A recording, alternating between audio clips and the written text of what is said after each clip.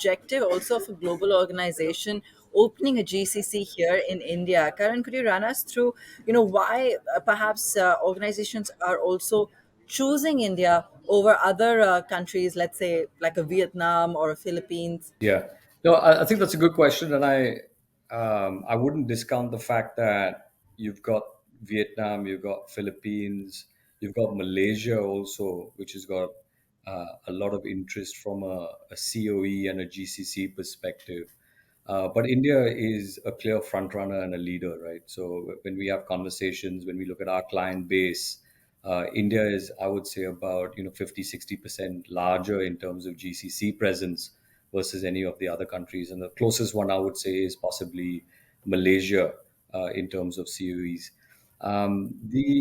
The reason is twofold. One is the talent access that we have, and now I'm not talking about the talent access from an entry level perspective, but it's about the leadership that's developed over the last sort of over the last 20 years or so that can really lead transformation, operational efficiencies, and really drive through the value add that organizations expect. So I think that's a big factor. I think the second aspect is, and you cannot discount the fact that if there is a certain amount of stability as well as focus and investment that's seen to be supportive of opening GCCs and COEs, both from a local as well as from a federal government perspective also.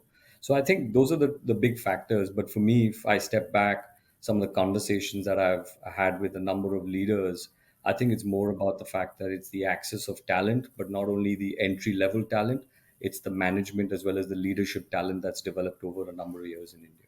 All right.